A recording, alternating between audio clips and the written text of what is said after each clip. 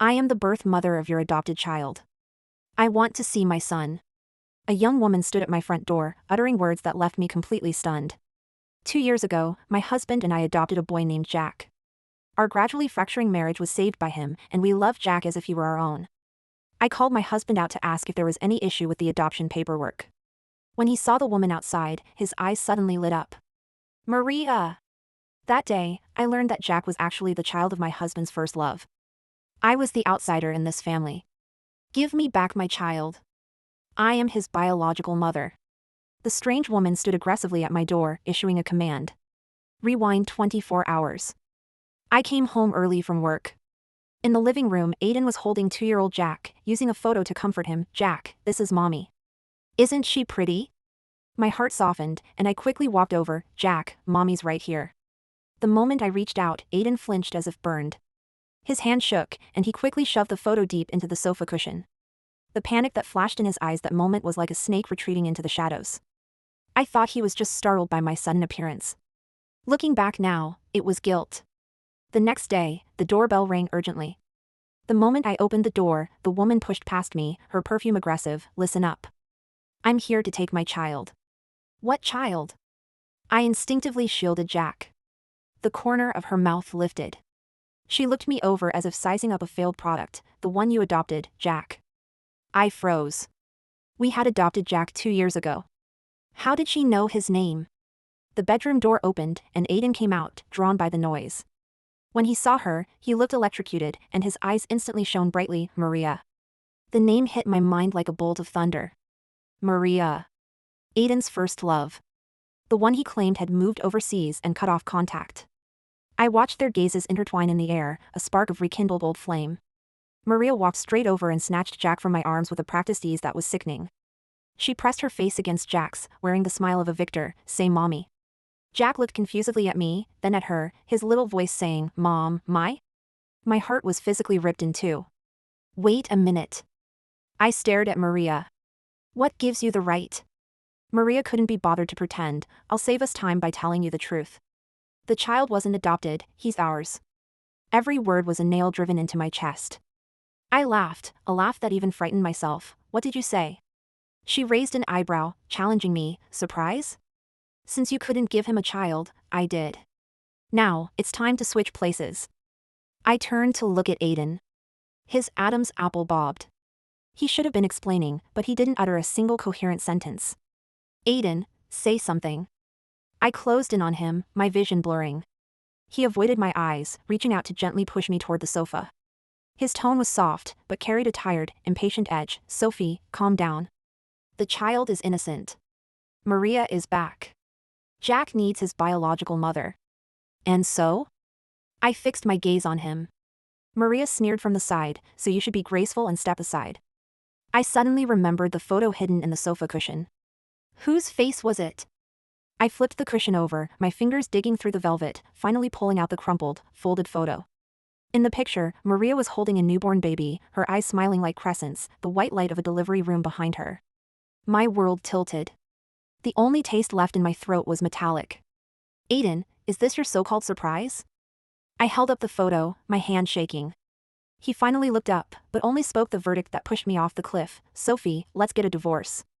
The air went silent for 1 second, then completely collapsed.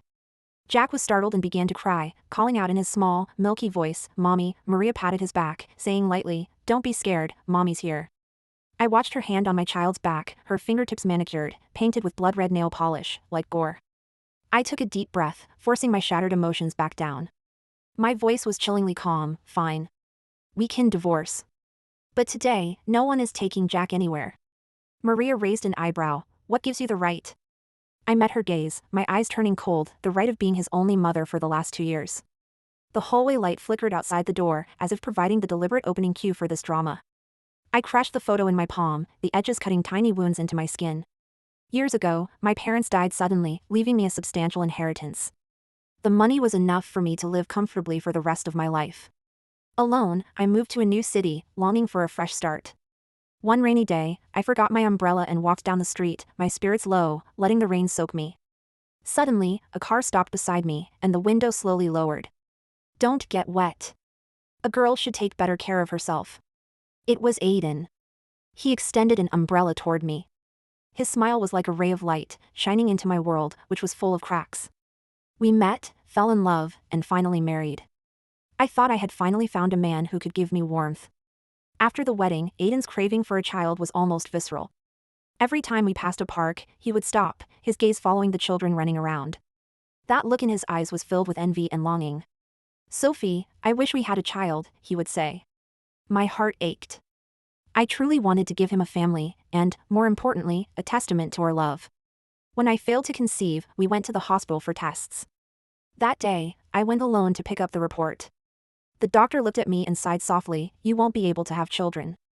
I held the cold report, walking down the hospital hallway, my steps feeling like I was treading on air. Back home, I struggled to force a smile, tucking the report into my bag. I quietly told Aiden, "I'm sorry, it's my fault. I might not be able to get pregnant." Aiden went silent. His smile froze, and a trace of unconcealed disappointment flashed in his eyes. A moment later, he pulled me into a hug, patting my back. "It's okay, Sophie. We're still young. We'll find a way." After that, he came home less and less often, and his tone on the phone became increasingly dismissive. Then, one day, Aiden suddenly changed. He started coming home early, cooking for me, buying me gifts, and the long-lost tenderness was rekindled in his eyes. He spoke almost cautiously, yet with an abnormal urgency. "Sophie, how about we adopt a child? We can still have a family of our own." He wanted a child so badly. That desperation scared me, but it also softened my heart. "But, isn't it a little soon?" "Let me think about it," I hesitantly replied. He grabbed my hand, his gaze so intense I couldn't refuse. "Sophie, please. I want a child so badly." In the end, I agreed. In that instant, Aiden broke into a long-absent smile, his eyes as bright as a young boy's. He held me tightly, as if grasping a lifeline. I even thought it was a sign that love had returned.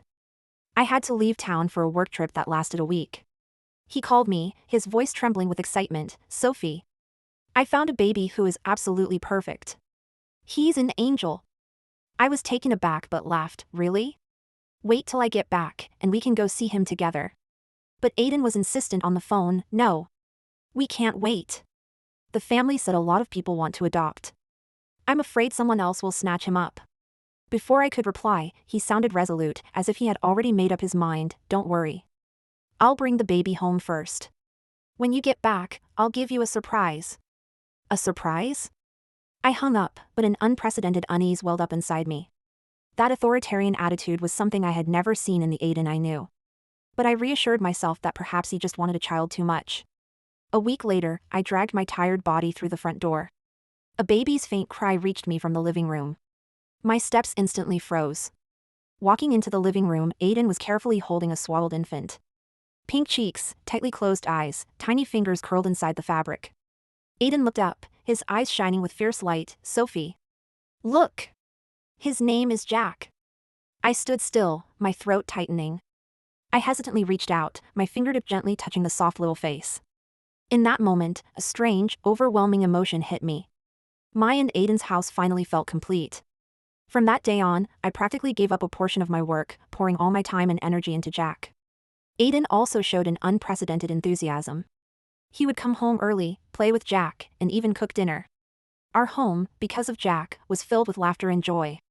"Get a divorce, Sophie. Jack needs his biological mother." Aiden's voice was cold and hard, like a dull knife slicing me to shreds. In the living room, Maria was holding Jack, her posture brazen. She would casually rock Jack's hand, her peripheral vision intentionally seeking me out with a sneer. My fingertips tightened, almost crumpling the divorce papers I held.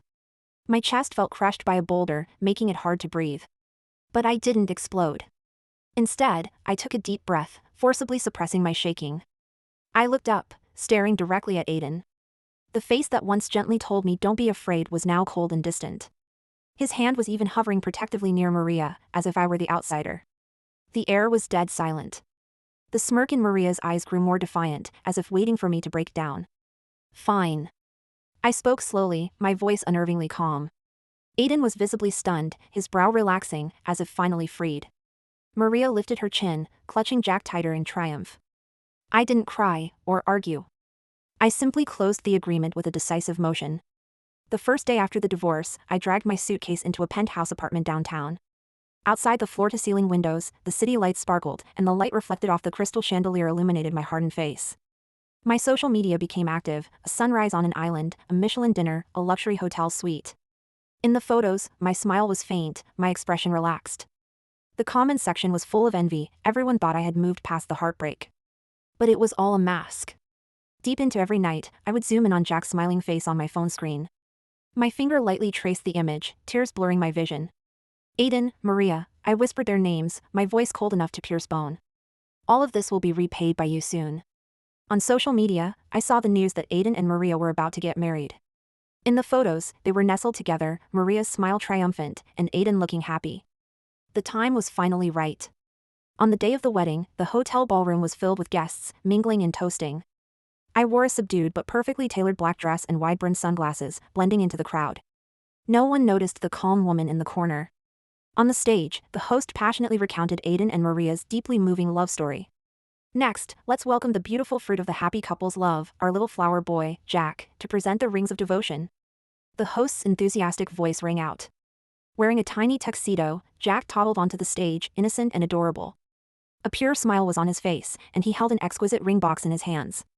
In that moment, all the light gathered on him, eliciting gasps and admiration from the guests. Oh my God, the baby is so cute. He's the spitting image of Aiden. They're truly a happy family of three. I watched Jack's innocent smile. He was supposed to present the rings to the betrayers at this ridiculous wedding. He should have been the symbol of happiness for Aiden and me, but instead, he was being used as a prop for their lie. Just as Jack was about to hand the rings to Aiden and Maria, I removed my sunglasses, walked to the air blower positioned in the corner of the ballroom, and flung a huge handful of documents into the machine. The blower caught the air, and countless papers instantly flew into the air like a sudden paper blizzard, swirling down and landing precisely on every single guest's table. Guests curiously picked up the papers and read them closely. What is this?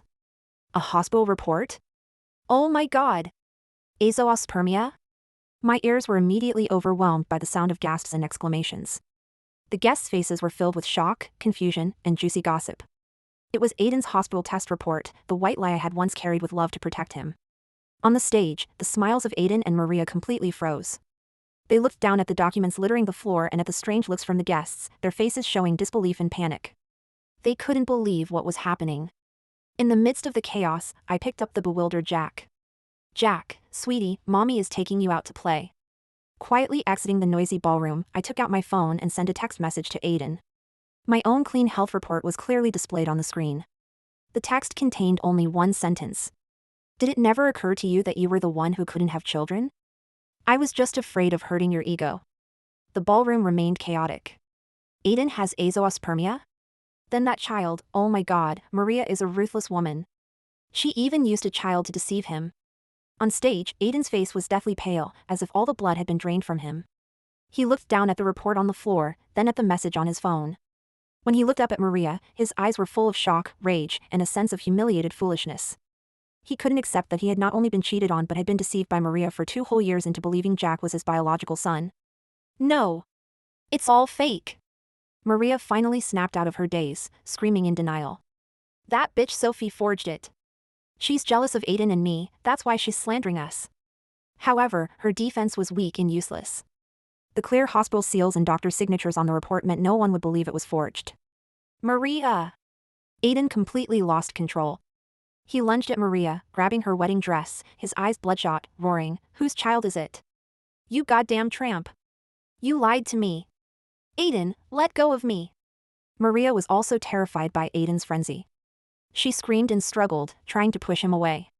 The two of them, in the center of the stage, and under the gaze of all the guests, wrestled without any regard for appearances.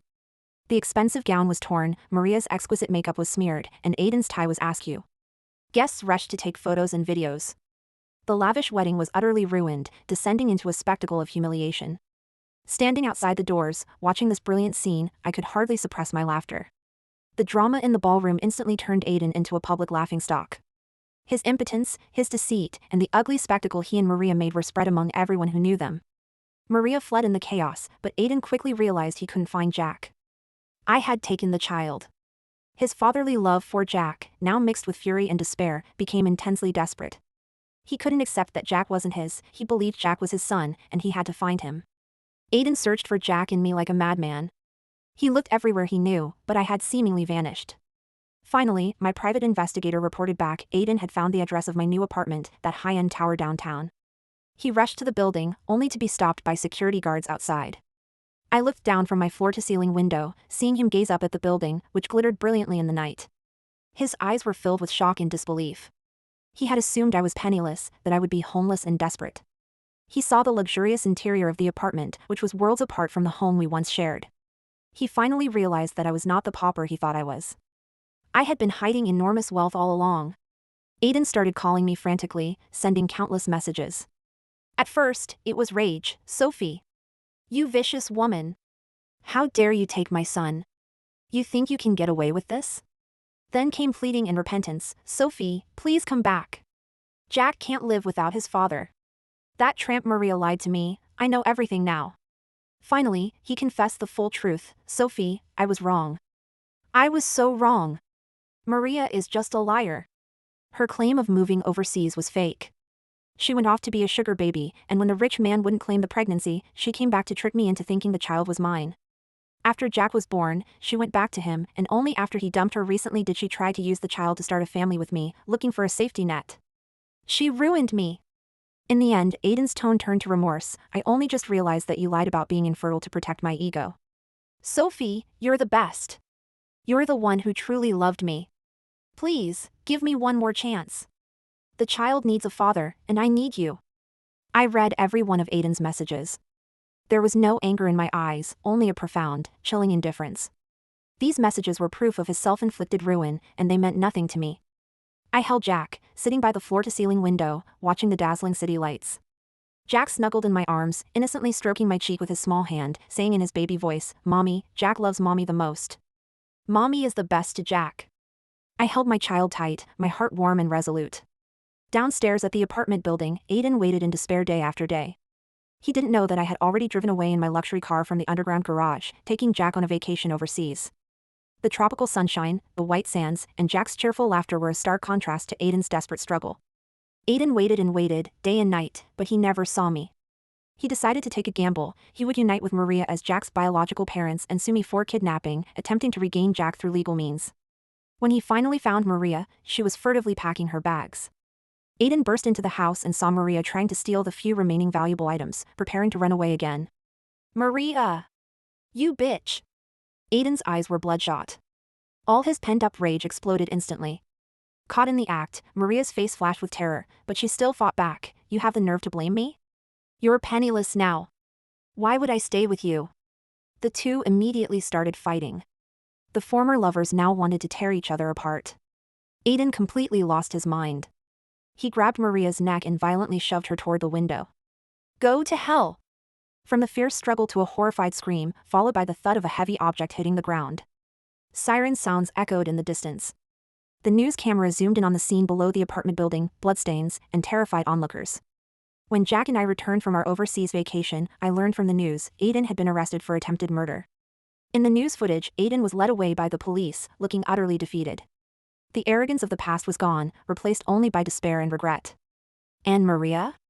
She had vanished forever. I turned off the television, my face expressionless. I felt no schadenfreude, no ripple of emotion. Their past actions had already determined their end. Their lives were no longer intertwined with mine. The fate of Aiden and Maria brought this ridiculous drama to a close. I could finally let everything go and begin a truly new life for myself and Jack. I formally finalized the adoption registration for Jack. In this moment, Jack became my sole, legal son. I held the child tightly in my arms, kissing his forehead, and whispered softly in his ear, we will never be separated again. Mommy will protect you forever and won't let any rotten person near you again. I no longer needed to anchor my emotions to anyone else. I was independent, strong, confident, and full of wisdom. I protected my only treasure, Jack, in my own way. I would carefully guard him, ensuring he would never know the ugly past of his origins, allowing him to have a pure and happy childhood. My life was just beginning. And Jack would forever be the most precious gift I gained through love and courage.